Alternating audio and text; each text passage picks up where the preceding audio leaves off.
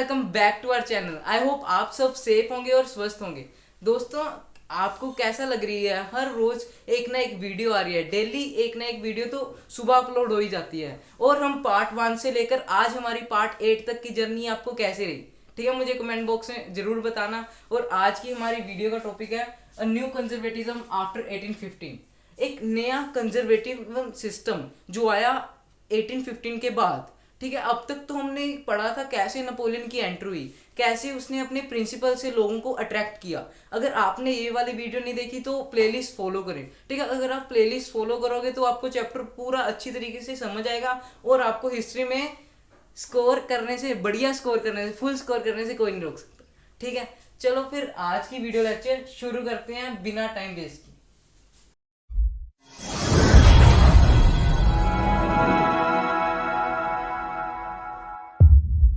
अब दोस्तों, last video में हमने पढ़ा था what does national liberalisation stand for. जो लिबरलाइजेशन ये मीनिंग है, ये किसके लिए है और इसका क्या मीनिंग है। ठीक है, जिसमें हमने पढ़ा था कैसे मिडिल क्लास का जन्म हुआ, उसकी पूरी जन्म कुंडली पढ़ी थी, उसके बारे में हमने पूरा पढ़ा था। तो आज हम पढ़ेंगे न्यू कंजर्वेटिज्म आफ्टर 1850। कैसे नेपोलियन को डिफीट किया, उसे हराया और उसके बाद का क्या सीन रहा, बेसिकली आज वो देखेंगे। अब first point, after the defeat of Napoleon in 1815, European government were driven by the spirit of conservatism। हाँ, ये बहुत बढ़िया बात है। अब जैसे नेपोलियन की डिफीट हुई, जैसे नेपोलियन हारा 1815 में, ठीक है, ये जरूर मार्क कर लेना 1815 में हारा था, ये 1 मार्कर में जरूर आता है। ठीक है, नेपोलियन हारा 1815 में और तब यूरोपियन गवर्नमेंट किस चीज से ड्रिवन थी? By the spirit of conservatism. ठीक है, जो यूरोप की गवर्नमेंट थी उन्हें क्या किस चीज से वो थी, फैमिलियर थी, वो कंजर्वेटिज्म की आइडियोलॉजी से फैमिलियर थी। याद होगा कि लास्ट वीडियो में हमने पढ़ा था जिसके पीछे इज्म लग जाए उसका मतलब होता है आइडियोलॉजी। जैसे लिबरलाइजिज्म, ISM, जिसमें जैसे लिबरलिज्म। ठीक है, अब इज्म मतलब आइडियोलॉजी, लिबरल्स की आइडियोलॉजी, वैसे कंजर्वेटिज्म मतलब कंजर्वेटिव्स की आइडियोलॉजी। बेसिकली अभी वो भी पढ़ेंगे क्या उनकी आइडियोलॉजी थी, क्या उनकी सोच धारा थी। ठीक है, अब जैसे ही नेपोलियन की डिफीट हुई, हारा नेपोलियन, तब उसके बाद कंजर्वेटिव रिजाइन पूरे यूरोप में फिर आ गया। ठीक है, जितने जितने इलाके जो जो उसने रीजन वो किए थे, अपने अंडर किए थे, कंकर किए थे, हथियाए थे, वो सारे रीजन्स में फिर से कंजर्वेटिज्म सोच आ गई। ठीक है, फिर से राजा रजवाड़ों का सिस्टम आ गया। ठीक है, क्योंकि बेसिकली पहले भी राजा रजवाड़े होते थे। उसके बाद जैसे ही नेपोलियन आया उन्हें हरा के, तो नेपोलियन का जो इतना बढ़िया सिस्टम रहा। फिर अब लाइक मैं आपको अगर एग्जांपल दूं, जैसे समझ लो पहले आप कोई स्कूल में पढ़ते थे, अब आपने स्कूल चेंज कर लिया, तो कुछ ना कुछ बातें, कुछ ना कुछ यादें तो आपको स्कूल में भी रही होंगी और आपको इसमें भी थोड़ी थोड़ी याद आती होंगी। वैसे ही पहले क्या था? कंजर्वेटिज्म, फिर उसके बाद क्या है? नेपोलियन। फिर जब नेपोलियन हट गया तो एक याद तो रहती है कंजर्वेटिज्म की, तो फिर वही जो यूरोपियन गवर्नमेंट थी फिर कंजर्वेटिव की आइडियोलॉजी पर उन्होंने अपना पैर रखा और उसको फॉलो करने लगे। ठीक है, second point, conservatism believed in tradition, institution of state and society like monarchy, the church. अब मैंने आपको बताया कि इसकी आइडियोलॉजी क्या थी। बेसिकली मैंने आपको बताया कि इसकी आइडियोलॉजी क्या थी। इसकी आइडियोलॉजी ये थी, अब देखो, वो बिलीव करते थे इन द ट्रेडिशनल इंस्टीट्यूशन, जो पुराने इंस्टीट्यूशन थे। ठीक है, जैसे जो मोनार्की, ठीक है, राजा रानी वाला system, on church and church. Church में आए थे क्लर्जी पर्सन। क्लर्जी पर्सन वो होते थे, आपने पढ़ा होगा, अभी अभी शायद आपने पढ़ा होगा, चलो मैं फिर बता देता हूँ कि क्लर्जी पर्सन बेसिकली वो होते हैं जिन्हें हाई सुपीरियर माना जाता है। बेसिकली उनके पास हाई पावर्स होती है। ठीक है, इसमें बेसिकली चर्च के लोग आए थे, जो पंडित होते हैं, जो चर्च के वो होते हैं। ठीक है, सेवादार समझ लो, कुछ भी। फाइन, सेकंड पॉइंट भी क्लियर और फर्स्ट पॉइंट भी क्लियर। अब हमारा third point, but they didn't want complete change. पर हाँ, ये बात जरूर थी, वो कंप्लीट चेंज नहीं चाहते थे। वो उन्हें ये नेपोलियन की ये बात अच्छी लगी। वैसे वो सारे नेपोलियन से वो थे, वो उन्हें कोई नेपोलियन अच्छा नहीं लगता, तभी उन्होंने हराया उसे। पर उन्हें एक बात नेपोलियन की बहुत अच्छी लगी कि जो उसने इतना बढ़िया कुछ प्रिंसिपल्स लेके आया था, जैसे वो फ्यूडल सिस्टम को उसने वो खत्म किया, सर्वडम सिस्टम को खत्म किया, मैन्योरल ड्यूज को खत्म किया। ठीक है, ऐसे सिस्टम्स को खत्म किया, तो उन्हें ये बात अच्छी लगी। वो कहते हैं हम इसे चेंज नहीं करेंगे, ये तो उसने बढ़िया चेंजेस ला दिए, जैसे कम्युनिकेशन सिस्टम को इम्प्रूव किया, ट्रांसपोर्टेशन। कहते हैं ये सिस्टम तो बहुत बढ़िया चल रहा है, उसे तो ऐसे ही रहेंगे, पर हम जो जो एक मोनार्की के पाथ में जो वो है जो आनी चाहिए वो जरूर लेके आएंगे, ठीक है। कंप्लीट ट्रांसफॉर्मेशन नहीं करेंगे, एक घर नया नहीं बनाएंगे, जो घर में है उसे थोड़ा मैन्युफैक्चर कर देंगे, ठीक है। बेसिकली ये कहने जा रहा हूँ कि फ्रांस में अब सब कुछ नया नहीं होगा, कुछ कुछ चीज़ें हम वो चेंज कर देंगे।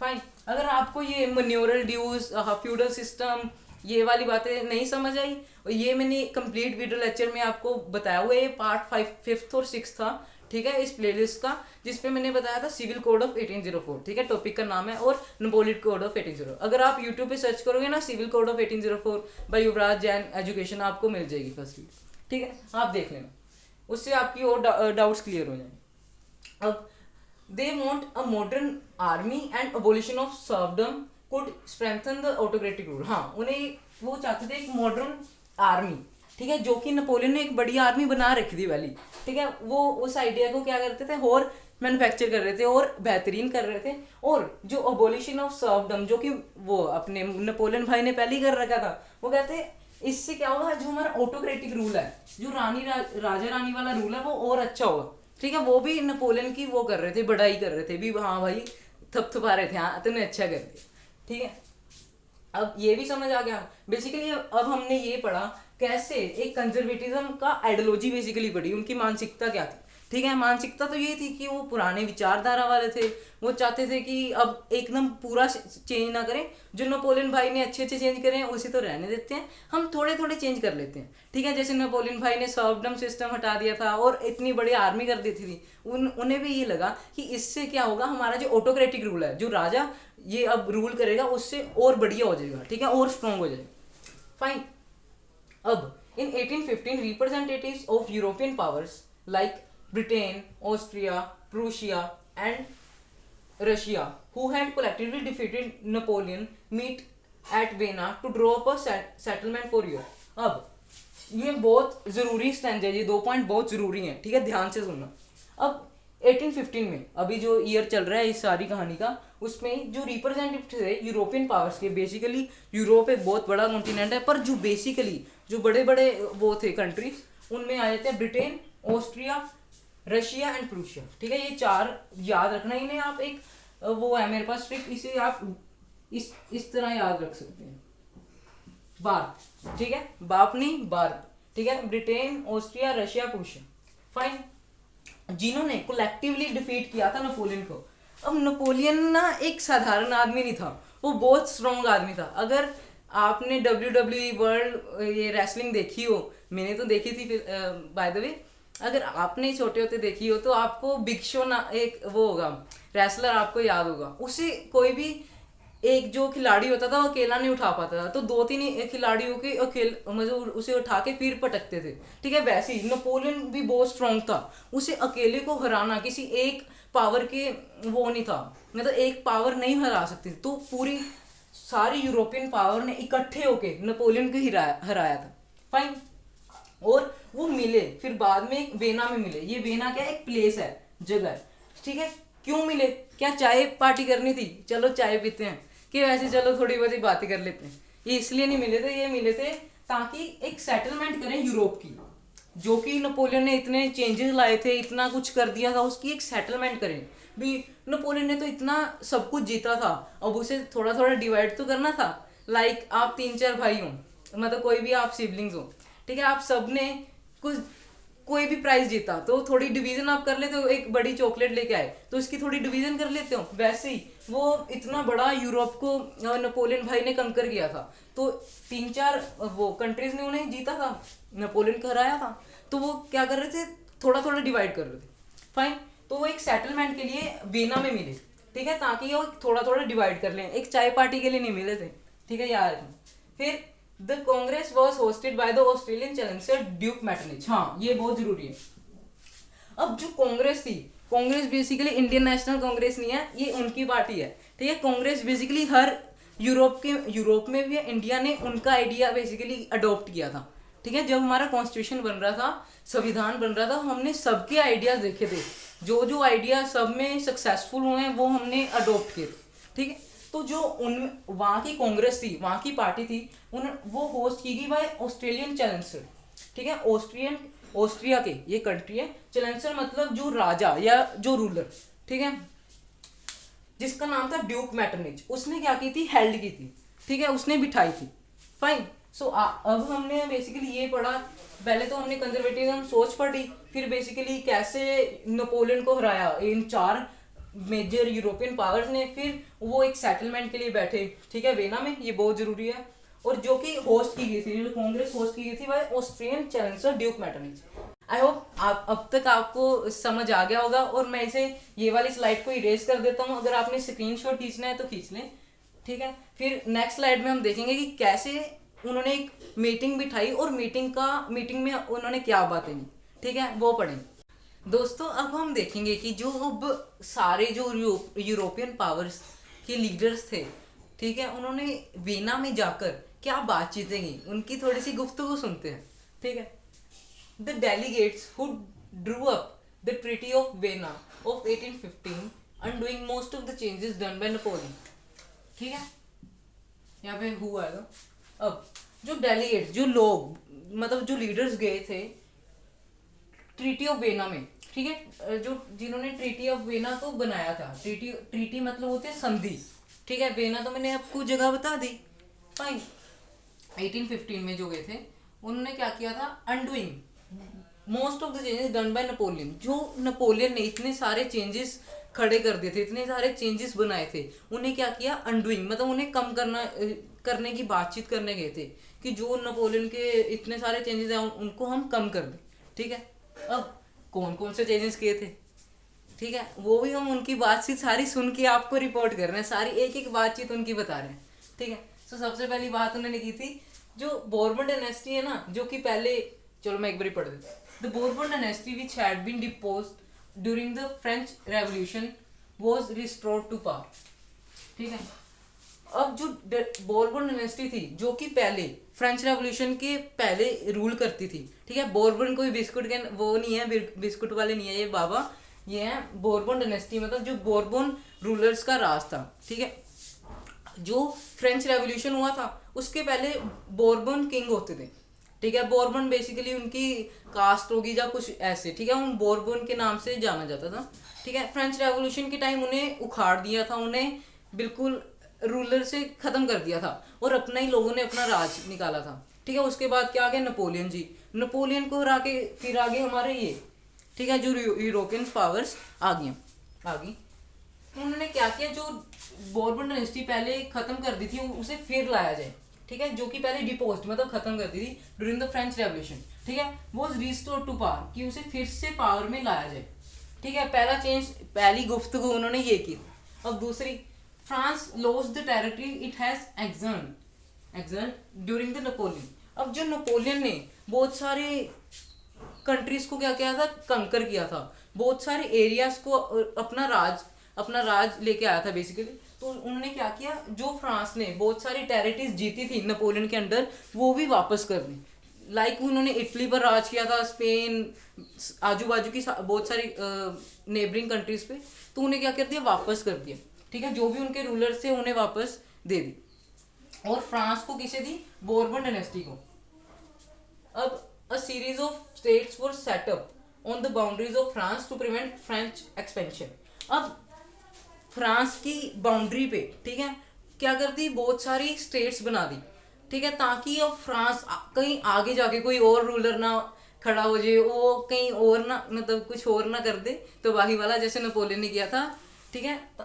इसलिए क्या की, बहुत सारी स्टेट्स वो कर दी, खड़ी कर दी बाउंड्रीज पे, ठीक है, ये याद रखना फ्रांस की, ताकि जिससे बचे फ्रेंच एक्सपेंशन, कि आगे जाके फ्रांस और ना एक्सपेंड हो सके और ना बढ़ सके। फाइन। अब बेसिकली या अब तक हमने बेसिकली ये देखा कि जो डेलीगेट्स, जो लोग, जो लीडर्स वेना में इकट्ठे हुए थे, उन्होंने क्या बातचीत की, उन्होंने क्या सोचा और करने के करा, ठीक है, सोचा भी उसके बाद करा भी, ठीक है। उन्होंने बेसिकली बोर्बन डायनेस्टी जो पहले खत्म हो गई थी उसे फिर रिस्टोर किया, ठीक है। और जो फ्रांस ने जो इतनी सारी टेरिटरीज नेपोलियन के राज में इकट्ठी की थी उन्हें फिर लौटा दी, ठीक है। और उन्होंने क्या किया, बहुत सारी सीरीज ऑफ स्टेट्स फ्रांस की बाउंड्रीज पे बनाई, ताकि आने वाले टाइम में फ्रांस और एक्सपैंड ना कर पाए, ठीक है। ये ना हो कि नेपोलियन की जो स्पिरिट थी, नेपोलियन की कुछ भी हम कह सकते हैं, इससे एक और नेपोलियन ना पैदा हो जाए, मतलब नेपोलियन ना पैदा हो जाए मतलब कोई और बंदा भी उससे इंस्पायर और सोचे मैं फिर रूल करता हूँ, ठीक है। इसलिए तो बेसिकली समझ आ गया होगा। तो अब हम पढ़ते हैं कंजर्वेटिव रिजाइम वो सेटअप इन 1815, ठीक है। अब हमें ये तो पता लग गया कि कंजर्वेटिव रिजाइम मतलब राज शुरू हो गया था, मतलब सेटअप किया गया था 1815 में, ठीक है। जो क्या था, ऑटोक्रेटिक, मतलब जो खुद ही सारे रूल्स बनाता था और उन्हें रेगुलेट करता था। कंजर्वेटिव रिजाइम बेसिकली आपको समझ आ ही गया होगा इन सारी चीजों से, ठीक है, राजा रानी वाला सिस्टम। और उन्होंने क्या किया, ठीक है, जो रूल्स एंड रेगुलेशन कौन कौन से और क्या क्या लाए, ठीक है। First rule, they didn't tolerate criticism. हाँ, वो कोई भी चीज का क्रिटिसिज्म टॉलरेट नहीं करते थे। क्रिटिसिज्म मतलब विरोध, समझ लो फ्रांस ने मतलब रूलर ने, ये बोर्बन डायनेस्टी वाले रूलर्स ने कह दिया आगे से आपने रात को जाना नहीं, ठीक है, किसी ने भी घर से बाहर नहीं जाना। फॉर एग्जाम्पल, बेसिकली नहीं कहा, ठीक है, उन्होंने कह दिया आपने रात को सड़क पे ऐसे जाना नहीं, ठीक है। अब अगर कोई भी बंदा या बंदी, कोई भी मैन या वुमेन, ठीक है, उसका क्रिटिसाइज करेगी, उसका विरोध करेगी, तो वो बिल्कुल भी टॉलरेट नहीं करेंगे। उन्हें नहीं तो जेल में कर देंगे, ठीक है, प्रिजन कर देंगे या उन्हें मार देंगे, ठीक है, मतलब बिल्कुल इतनी स्ट्रिक्ट प्रिंसिपल्स ले आए, ठीक है।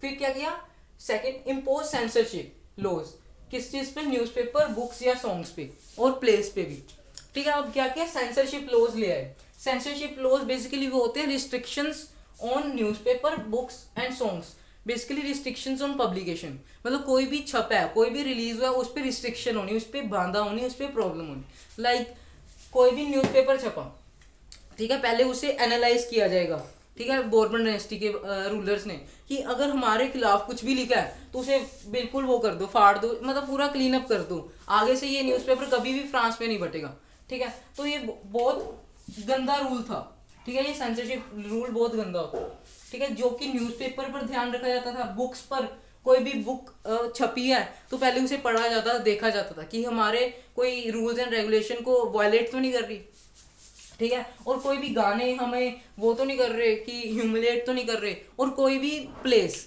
ठीक है, जो रोड साइड प्लेस होते हैं जैसे, ठीक है, कोई भी बंदा या कोई भी ऐसे कुछ तो नहीं कर रहा, तो सेंसरशिप लॉज ले, ठीक है। इससे लोगों की क्या फ्रीडम छिन गई, freedom to speak, freedom to express, ठीक है, वो अब एक्सप्रेस भी नहीं कर सकते वो उनकी फीलिंग्स को।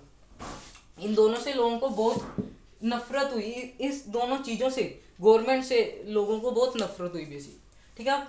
ये, हाँ, ये बहुत इंपॉर्टेंट है, ठीक है, मार्क कर लेना। The memory of French revolution inspire liberals, हाँ, लिबरल्स बेसिकली। अब जो फ्रेंच रेवोल्यूशन हुआ था, ठीक है, उसने क्या किया, इंस्पायर किया लिबरल्स को, ठीक है। लिबरल्स बेसिकली वो लोग थे जो चेंजेस चाहते थे, ठीक है, और वो चाहते थे कि जो हमारी ये कंजर्वेटिज्म रिजाइम है, जो राजा रानी का सिस्टम है, ये खत्म हो और लोग एक डेमोक्रेटिक की रास्ते पे चलें, ठीक है। डेमोक्रेटिक बेसिकली वो कि लोग आज़ाद हों और अपनी कोई भी जो राइट्स हैं वो ले सकें, ठीक है। अब सबसे पहले बेसिकली क्या चलता था फ्रांस में, ये मैं फ्रांस की बात कर रहा हूँ, ठीक है। सबसे पहले क्या था, सबसे पहले फ्रांस में था बेसिकली वो बर्बन किंग, ठीक है, बोर्बन किंग रहता था, मतलब वो रूल करता था। फिर क्या हुआ, फ्रेंच रेवोल्यूशन, फिर क्या हुआ, फ्रेंच रेवोल्यूशन, फ्रेंच, इससे क्या हुआ, ये बर्बन किंग क्या हो गया, हट गया। फिर क्या हुआ, नेपोलियन जी आ गए, ठीक है, कुछ टाइम के लिए। फिर नेपोलियन जी को किसने हराया, ये सारे रूलर्स ने, मतलब जो भी मैंने आपको बार वो ट्रिक बताई है उसे याद रखना, ठीक है। ब्रिटेन, ऑस्ट्रिया, रशिया, प्रूशिया, ठीक है, इन सारी यूरोपियन पावर्स ने इन्हें हराया, ठीक है। वो आ गई, कंजर्वेटिव रिजाइम लिख रहा हूँ बेसिकली, ठीक है, कंजर्वेटिव रिजाइम आ गया। तो ऐसे फ्लो चल रहा था, ठीक है, सब कुछ याद करते चलना है, ठीक है। तो इससे लोगों को ये वाली फीलिंग याद थी कि एक बारी उन्होंने क्या किया था, फ्रेंच रेवोल्यूशन किया था, जिससे उन्हें थोड़ी सी कुछ 10-15 साल के लिए आज़ादी मिली थी, ठीक है। तो वो वाली फीलिंग्स बेसिकली पहले भी उन्हें थी, मतलब समझ लो आपने कोई स्कूल चेंज किया, ठीक है, पहले आप ए स्कूल में थे, अब आप बी स्कूल में आ गए हो। अब थोड़ी थोड़ी बी आपको ए स्कूल की फीलिंग्स तो होंगी ही ना, चाहे आप बी स्कूल में आ गए हो, पर थोड़ी थोड़ी यादें, कुछ ना कुछ पल तो आपको बी स्कूल में भी याद आएंगे भी, हाँ यार मैं वहाँ पे ना ये करता था, ये तो आपको याद रहेंगे। वैसे ही उन्हें याद था कि फ्रेंच रेवोल्यूशन के टाइम हमें आज़ादी मिली थी, हम खुश थे, हम अपने राइट्स को वो कर रहे थे, बेसिकली फील कर रहे थे और हमें अच्छा लग रहा था। तो वो ही इससे क्या हुआ, लिबरल्स इंस्पायर होते गए और बहुत फिर आगे उन्होंने क्या किया, उन्होंने, हाँ you got the right answer, उन्होंने क्या किया, उनके अगेंस्ट, जो कंजर्वेटिव रिजाइम के अगेंस्ट क्या किया, खड़े हुए, ठीक है, और उन्हें हटाने का बहुत प्रयास किया, कोशिश की। अब कैसे कोशिश की, वो वीडियो बेसिकली नेक्स्ट हमारी आने वाली है, कैसे रेवोल्यूशनरीज खड़े हुए, ठीक है, विरोधी, जो कि ये सारे इनके विरोधी कैसे शुरू हुए, ठीक है, कैसे लोगों ने अपनी पार्टीज, अपने आप एक जुनून पैदा हो गया लोगों के, हाँ कि हम आज़ादी चाहते हैं तो चाहते हैं, ठीक है।